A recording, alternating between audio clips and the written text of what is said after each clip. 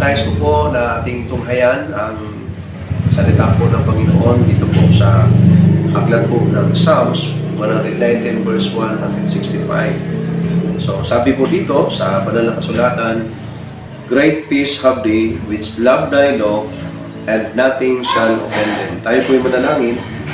Dakila naming Diyos, Amang banal, makapangyarihan sa lahat, will you please bless us and help us, O God, this morning, and help us, O God, as we preach thy word, and your Holy Spirit be the one to give us wisdom and understanding.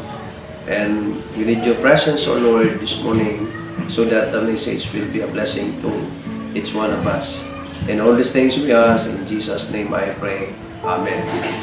Okay, so ngayon pong umaga, ang ating pong pamagat ng ating devotion ay Loving God's Law. Okay, pagmamahal sa mga utos ng Panginoon. Okay, yung batas ng Panginoon dapat mahalin po natin. Dahil alam niyo po, maraming bagay po na dapat nating i-consider kung bakit ang salita po ng Panginoon, yung kanyang mga utos, ay dapat po nating mahalin. Ano po, dahil talagang it is very beneficial. Ano po, talagang makakatulong at talagang may magagawa at may nagawa na sa buhay ng bawat sa atin ang mga utos ng Panginoon. Okay? So, ngayon po, sabi dyan, basahin ko po ulit, "So great peace have they which love thy law, and nothing shall offend them." So, dakila po ang kapayapaan na meron sa isang tao na nagmamahal po sa mga batas ng Panginoon, sa law of God. Okay, so ano po yung law of God? So, ito po ang Biblia. So, nandito po yung God's law. Ano po? Nandito yung ito po, ang pamantayan ng Diyos. Ito po ang utos ng Diyos. Nakasulat po dito sa Biblia. Kaya po kung babasahin natin ang Bible, nandyan po natin makikita yung mga pinag-uutos ng Panginoon. At as a Bible believer, okay, o isang mananampalataya, kailangan natin po na malaman kung ano ang mga pinag-uutos ng Panginoon. At karapatan po natin na malaman. Parang tayo po, bilang Filipino citizen, karapatan po nating alamin ang batas dito sa ating bansa para makarelate tayo, at dapat alam natin bilang isang mamayang Pilipino kung ano ang mga panukalang batas na pinatutupad dito sa ating bansa para alam po natin, hindi pwedeng hindi natin alam. Okay, so ganun din po ang salita ng Diyos.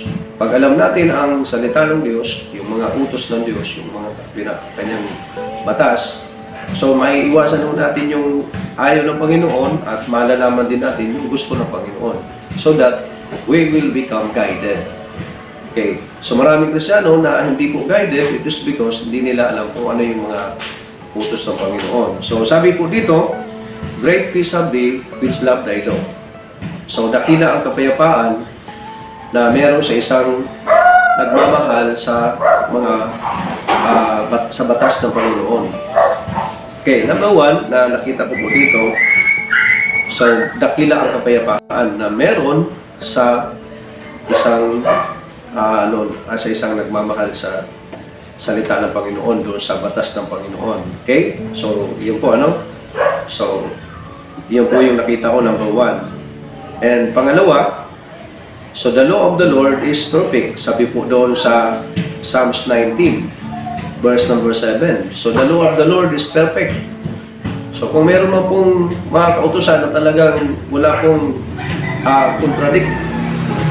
contradiction sa ibang mga batas, at talagang perfect, talagang kaibig-ibig, na talagang masisiyahan ka, kundi po ang walang iba, kundi ang salita po ng Diyos. Kasi righteous siya eh.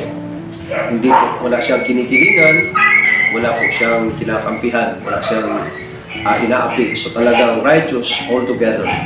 Yun po yung mga salita ng Panginoon, yung batas ng Panginoon. So talagang kaibig-ibig po, mga kapatid. So dapat lang nating mahalin ang utos ng Panginoon. And pangalawa, it is rewarded. Sabi po doon sa Psalms chapter 19, verse 11. Sabi doon, "In the keeping of them, there is a great reward." So kaya po kung tayo ay pinanatili natin ang mga utos ng Diyos, mga kapatid, meron pong great reward. Kanina po, great peace. Ngayon naman, great reward. Imagine, so meron pong dakilang reward ang Diyos sa mga taong nagpapanatili sa kanyang mga utos, yung kanyang batas. Ano po? So kaya, if we want to enjoy the blessing that God has promised to us, bilang mananampalataya, magpatuloy lang tayo na panatiliin sa buhay natin ang utos ng Panginoon. Amen? So, tangkilikin natin. At number 3, it is for the offense. Okay. Pag may mga offenses po sa buhay natin, pag mahal natin ang salita ng Diyos, wala pong pwedeng makapag-offense sa Kanya. Sabi po doon sa Psalms 165, so great peace have they which love thy law, and nothing shall offend them. So wala pong makaka-offend sa Kanya. There's none occasion of stumbling block in Him. Okay, pag mahal mo talaga ang utos ng Panginoon, wala pong pwedeng maka-offend sa iyo. Kaya nagiging matibay ang pananampalataya mo. Pag mahal mo ang utos ng Panginoon, yung batas ng Panginoon, nothing shall offend them. Yun ang sabi ng Bible. Okay, kaya may mga Kristiyano na na-offend, na-stumble kasi hindi sila lumalakad kay Kristo. Sabi po ni Jesus Christ, John chapter 11, verse 9. So sabi doon, Jesus answered, and there are the 12 hours in the day. If any man walk in the day, he shall stumble not. So kapag lumalakad daw sa liwanag, sa araw, hindi siya ma-stumble, matitisod. Because he seeth the light of this world. Verse 10, but if any man walk in the night, he stumbleth because there is no light in him.